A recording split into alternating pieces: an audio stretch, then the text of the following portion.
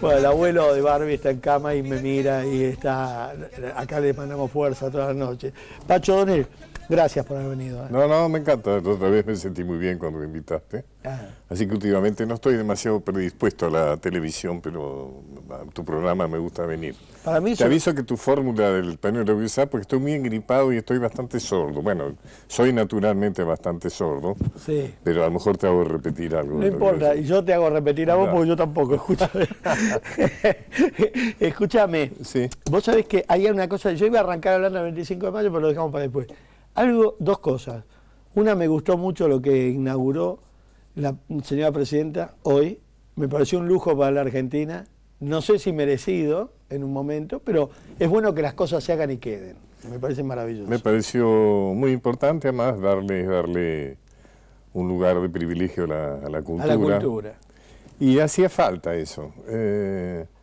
Inclusive algunos dicen, bueno, que para qué hicieron una sala para música sinfónica, si está el Colón, no, porque el Colón va a una cierta cantidad de gente. A esto va a ir otro tipo de gente, va a ir gente mucho más masiva, digamos, gente que va a experimentar la experiencia de escuchar música sinfónica. Además hay un importante teclado, impresionante, un órgano de tubos divino. Un órgano alemán impresionante. Sí, yo no estoy en contra del desarrollo de las ciudades y no estoy en contra que vengan los turistas y tener cosas lindas para mostrar. Claro, También entra guita con eso. Además te diría que los gobiernos, yo soy un convencido que los gobiernos tienen que dejar huella. Sí.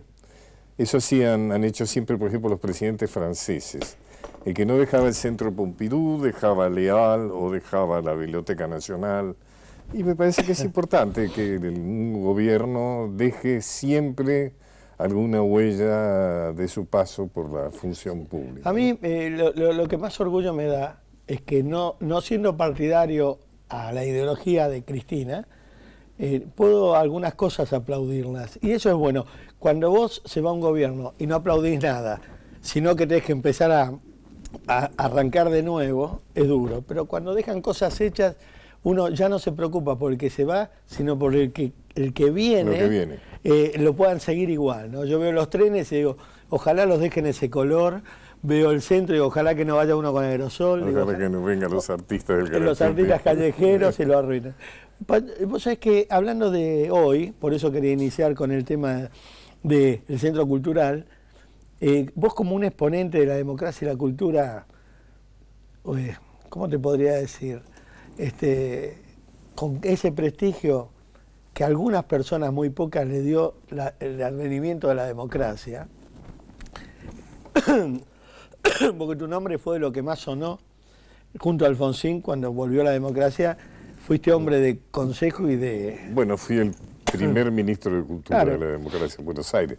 En aquella época era una secretaría, ahora es el Ministerio de Cultura. Para mí fue un tremendo honor y lo recuerdo. Un galardón. Con mucho afecto. Pero también vos fuiste un galardón que persiste en la cultura.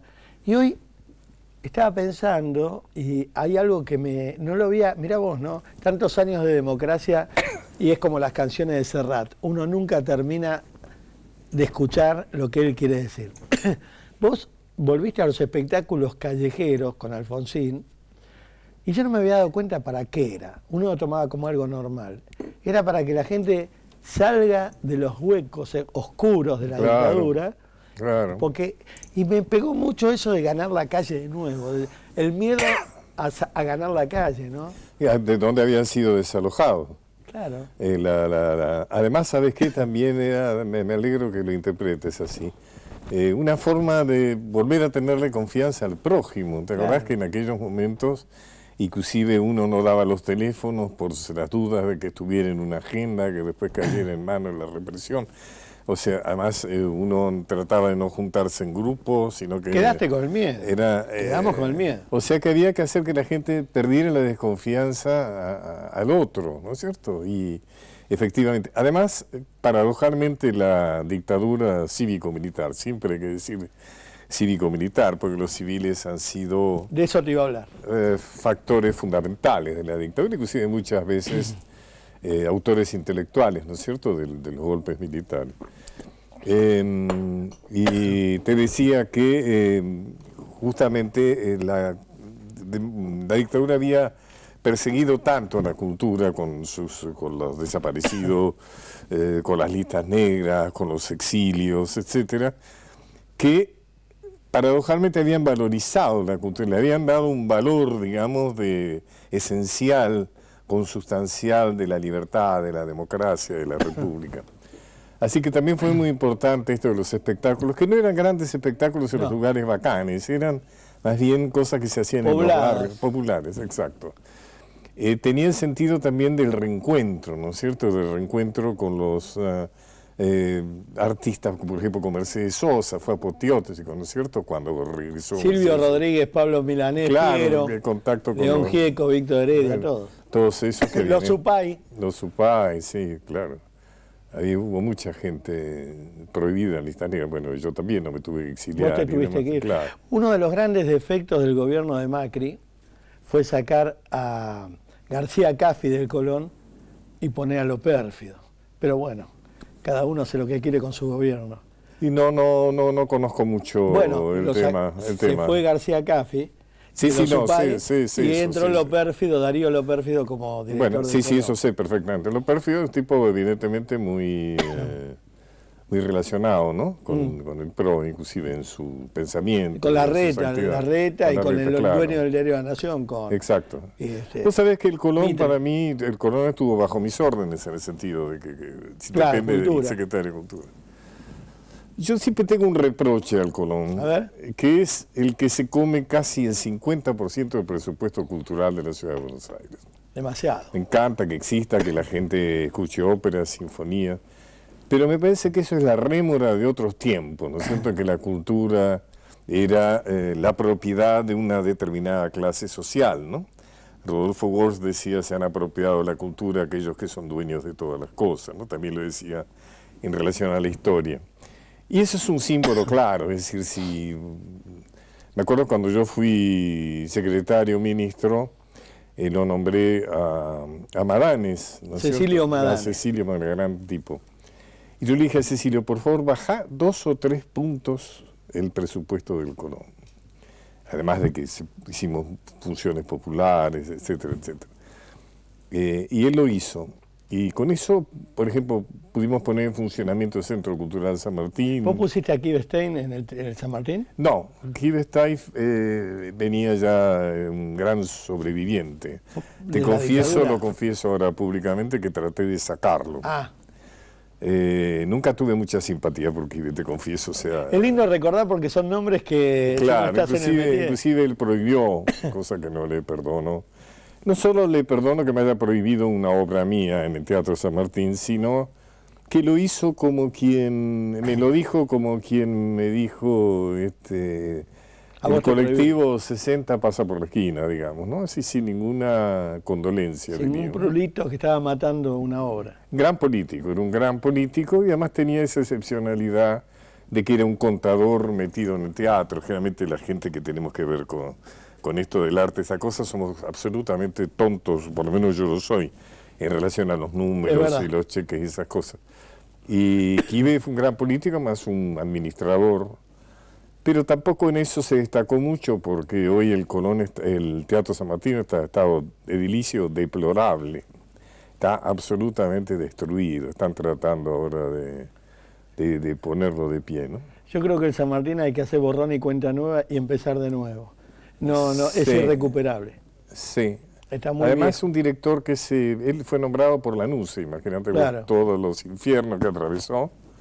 Él le daba una tónica muy personal a la programación que él determinaba. Entonces, no está bueno que un teatro público tenga un director tanto tiempo y ponga tanto su propio criterio, ¿no? Y se transforma en un censor. Claro, sí, exacto. A gusto y piacere, ¿no? Claro. Vos sabés que vos nombraste recién algo que a mí me está preocupando mucho y creo que es una deuda que tenemos con la democracia y con los derechos humanos. Y es el juzgamiento a los paramilitares. Porque no se los nombró. Y fueron tanto o más dañinos que los mismos milicos, ¿no? Porque era la mano de obra. eran los torturadores, eran los civiles que se adaptaban. Los Falcon Verdes no iban con militares, iban con paramilitares. Aníbal Gordon, ¿te acordás de algunos nombres emblemáticos? Sí, Guglielminetti. Minetti. También eran los militares, ¿no? No, ellos en el volante y al lado, pero siempre llevaban uno de estos que era más degenerado que ellos, ¿no? Que era más inescrupuloso porque no cuidaba las charreteras. Claro. Iban por un televisor. Yo creo que algo que se le puede elogiar al gobierno actual es que no ha dejado de tratar de establecer justicia. Seguro. A veces el problema son el poder judicial, los jueces. Por ejemplo, recién te dije, hablemos de dictadura cívico-militar. Y les es muy difícil juzgar a los civiles. Por ejemplo, ahí tenemos algunos civiles, ¿no es cierto? Partícipes necesarios. Que no avanzan los juicios, ¿no? ¿Cómo ves un país con tantos poderes, ¿no? Porque acá está el poder de los medios, está el poder de la justicia, no es lo mismo el poder, creo, digo yo, te pregunto, el poder judicial no es lo mismo que el poder de los jueces. ¿Que el poder? De los jueces. De los jueces. Uh-huh. Hay jueces que están muy vinculados a distintos poderes y tienen como un tribunal aparte, ¿no? El famoso la causa está pisada, quédate tranquilo. Y está todo tan sucio, hoy hablábamos de los barra brava, ¿no? Está todo tan sucio y tan vinculada la mafia, ¿no? La menezunda esta, que igual que el Teatro San Martín, yo creo que hay que hacer una limpieza y una reestructuración a fondo. Hay mucha gente enquistada que hay que cambiarla, ¿no? Que siguen estando de épocas pasadas. Evidentemente algo hay que hacer, este tema de la pimienta, que parecería que no era solo pimienta, parece que era una mezcla bastante extraña, casera y muy peligrosa. Y creo que aparentemente uno pensé que ha llegado al punto final, pero sin embargo este muchacho está libre. O sea, yo no sé si corresponde judicialmente que esté libre o no, pero es un mal ejemplo, que después de todo lo que se ha hablado, de ser prácticamente cadena nacional en todos los medios hablando de este tema, este muchacho esté libre. Yo no sé. Acordate que tenemos 2 jueces que liberaron a un violador diciendo que el nene de 6 años tenía prácticas homosexuales. Yo creo que eso es absolutamente reprochable y bueno, que se están ahí tratando de juzgarlo. Pero yo creo que hay muy buenos jueces, hay una justicia que también funciona. Yo de todas maneras te diría que no soy muy pesimista en relación a la situación actual del país. Quizá porque por mi edad he pasado por situaciones muy dramáticas, dictaduras. Bueno, vos te comiste un exilio, te persiguieron. Sí, exacto. Fíjate, yo por ejemplo en este momento, a veces me extraña que la gente, claro, tiene que ver porque generacionalmente no han conocido. Pero yo valorizo algunas cosas más allá del partidismo que uno puede tener. El hecho de que vivimos en una absoluta libertad de expresión. Es verdad. Creo que nadie puede negar que vivimos en una absoluta libertad de expresión, mayor que en cualquier otro gobierno. Por ejemplo, el gobierno de Menem hubo una gran libertad de expresión, pero se usó mucho el tema del desacato. O sea, los periodistas que decían cosas generalmente recibían una citación a un juicio por parte del gobierno. La eliminación del delito de desacato, que vos puedes decir lo que quieras a un funcionario, un periodista, y eso no es delito, no es delito. Y después otra cosa que yo jerarquizo muchísimo en el momento que vivimos, es que no hay presos políticos. Cuando en la Argentina hemos vivido, o sea que nuestra democracia se parece mucho a la democracia cuasi perfecta, siendo un sistema imperfecto, como decía Churchill, pero que era el mejor de todo. No tenemos presos políticos. Este gobierno ha gobernado sin un solo día de estado de sitio, cosa que no se puede decir de otros gobiernos constitucionales, no solo, por supuesto, de los gobiernos golpistas. Pacho, vos no sabés lo que me duele como radical tener que admitir logros de este gobierno. Te duele, pero... Pero gracias a Dios que están. Pero todavía hay una porción de los argentinos que no nos acostumbramos a que se hagan cosas. es el no porque no, es el palo en la rueda por el palo en la rueda, pero hay que reconocer que hay muchas cosas que quedan hechas, ahora al final, hay que reconocer que hay cosas que quedan hechas y que las vamos a disfrutar. Sí, claro, ningún gobierno va a poder tirar atrás la asignación universal por hijo, o las jubilaciones extendidas, los planes sociales bien dados, digamos que no sean prebendarios. Que se acabe la cacería por sexo, la casa de brujas. Exactamente, el matrimonio igualitario. Se han hecho muchas, digamos, hay muchas medidas, bueno, la jerarquización del servicio doméstico, ¿no es cierto?, que ha pasado a ser un trabajo como todos, ¿no es cierto?, y etcétera, ¿no? Sobre todo muchas medidas, el gobierno ha sido muy peronista en ese sentido, muchas medidas de protección de los sectores humildes y trabajadores, ¿no? ¿Vos sentís que en este momento es un momento de parto en que los argentinos tenemos que empezar a cortar el cordón y a partir de ahora darnos cuenta que somos adultos, o todavía vamos a seguir dependiendo del dedo? No, yo he sido siempre muy optimista y muy elogioso de este milagro, de este país crecido, lejos de todos. Vos viste que cuando nosotros éramos chicos pensábamos que China, Japón, siempre lo pienso, que Francia, España estaban lejísimos. Digo, pobre gente, qué lejos vive, decíamos. Qué lejos. Y qué feo cuando te das cuenta que estás en el fin del mundo. Sí. ¿No? Abajo, bien abajo. Sí. Yo no soy muy partidario de elogiar el pasado, de pensar que fue mejor. El otro día hablábamos del centenario, el famoso centenario, del cual se habló tanto cuando acá se festejó el bicentenario, y hay muchos que son nostalgiosos, ¿no es cierto?, del centenario, dicen, esa Argentina maravillosa, que estaba quinto, no sé qué rey, que le ganaba a Francia no sé qué, que le empataba a Estados Unidos. Mi viejo también jugaba la pelota a los 3. Pero la diferencia, fíjate vos, fundamental entre el centenario y el bicentenario, que el centenario transcurrió sin leyes sociales y el bicentenario transcurrió con leyes sociales. O sea, hay como dos visiones. La historia es así, hay una historia que vos podés ver de un lado, hay otra historia que podés ver las cosas de otro lado. Entonces los que celebran ese Buenos Aires maravilloso, de palacios franceses, de grandes avenidas, la Belle Époque, de teatro, claro, y bueno, es cierto que no dejaba de ser bastante admirable, pero también otro relato posible del centenario, que es lo mal que vivía la gente. Pero el país es como la vida. Cuando estás pobre y te bañas con agua fría, vos querés ir para adelante.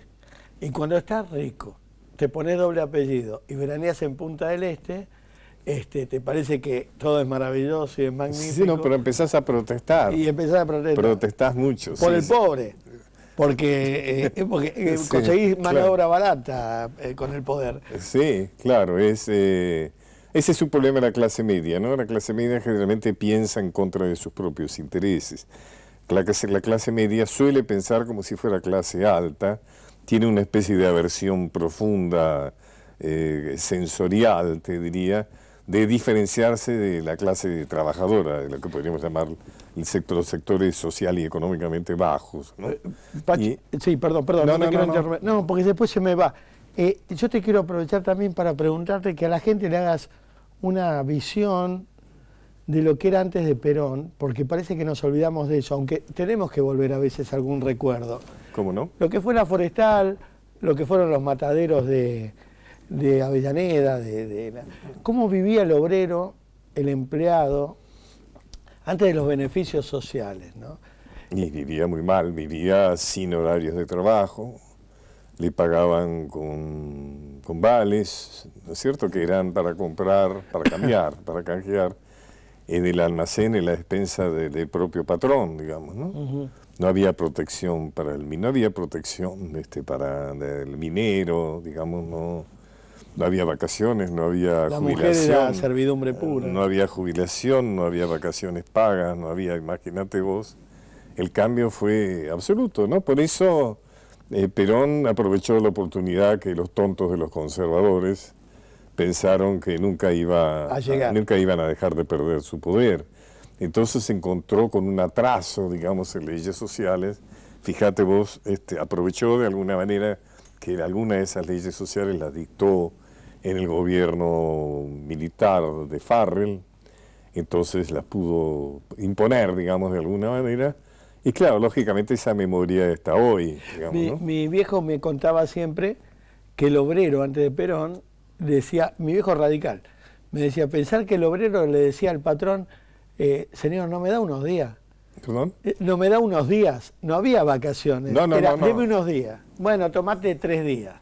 Pero no había vacaciones. Si esos 3 días no te los pago. Claro, no, olvidate. No había ninguna, bueno, habría buenos patrones, gente buena, pero en general no tenía ninguna obligación de hacer ningún favor, digamos, ¿no? Ahora, tu reflexión, volviendo al Colón, discúlpame, que es verdad, el Colón es un circo romano, es como que más o menos Roma quiera tener el circo romano en función, con leones, con gladiadores, Sí. es carísimo, es un monstruo Con caro. la diferencia que el circo romano estaba dirigido a una multitud, digamos, Y esto es cuando elitista. esto iba a Roma entero, iban todos los romanos al circo romano. Además, creo que era entrada gratuita, porque en cambio el Colón es muy dirigido a un sector que tiene, te insisto, creo que tiene derecho a que le guste el ballet, la sinfonía y que le guste la ópera.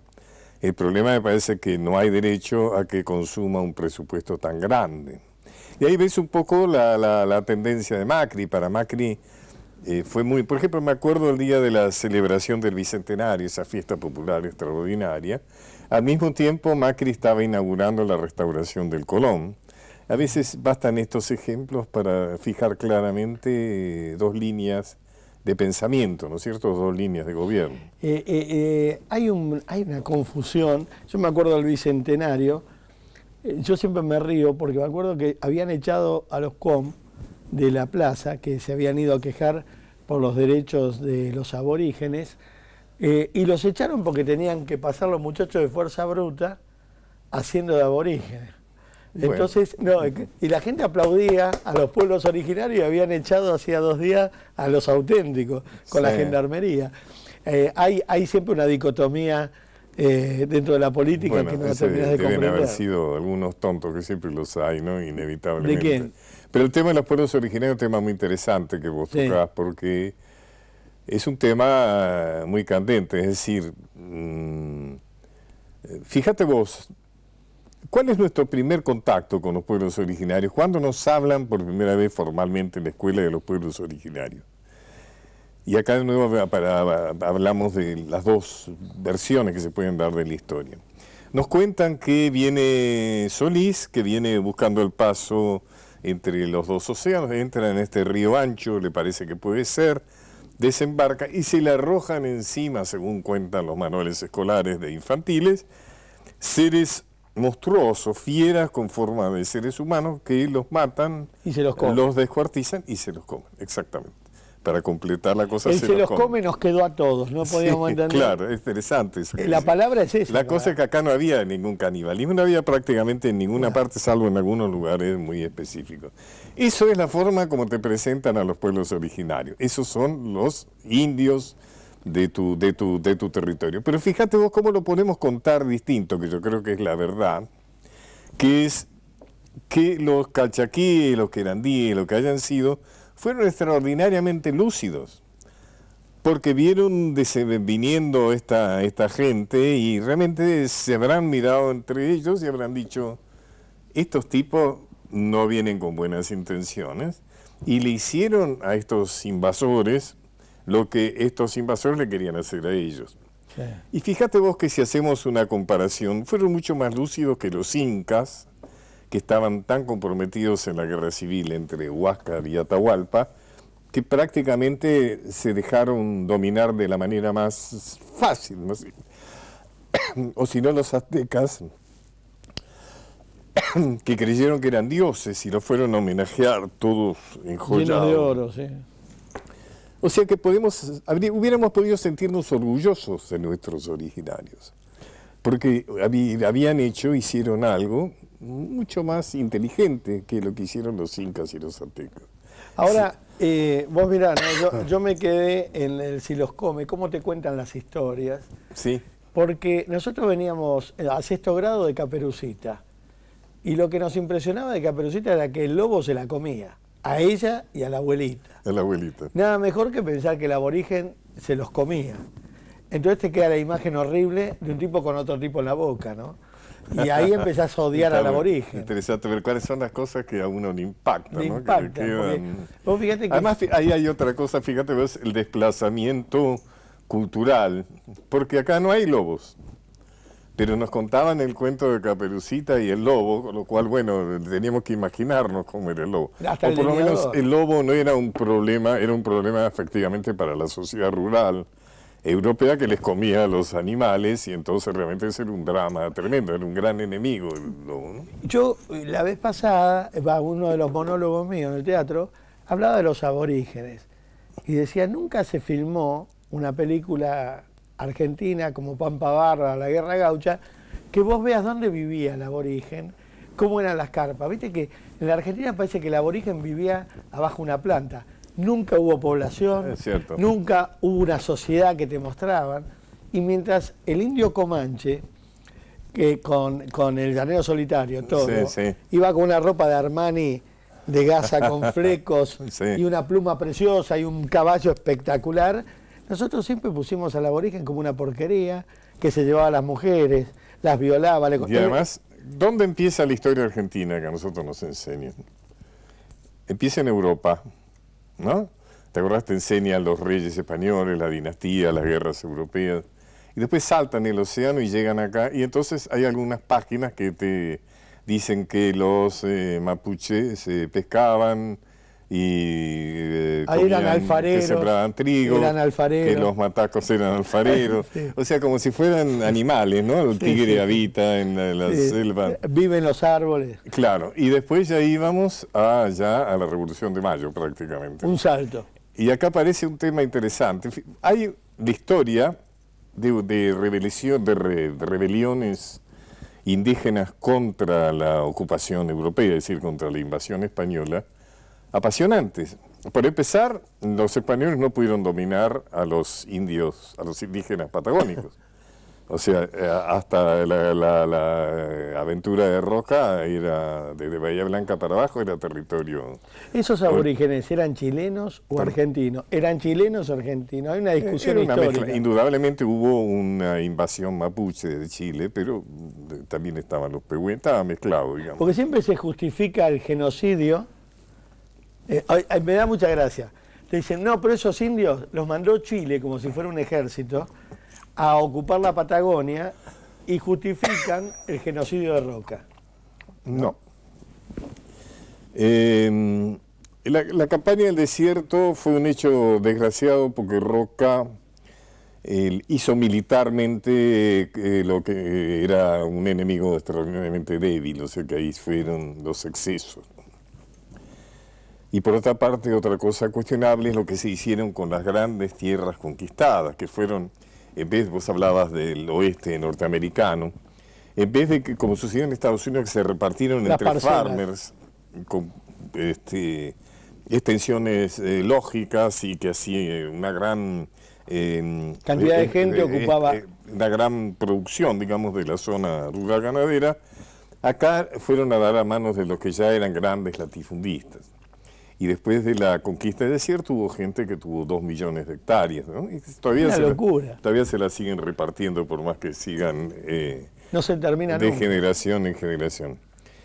Pero también hay que reconocer en La Roca que la decisión de ocupar lo que llamaban el desierto, que eran tierras fértiles y habitadas, porque el desierto habitualmente es arena y sin gente. Claro. ¿No?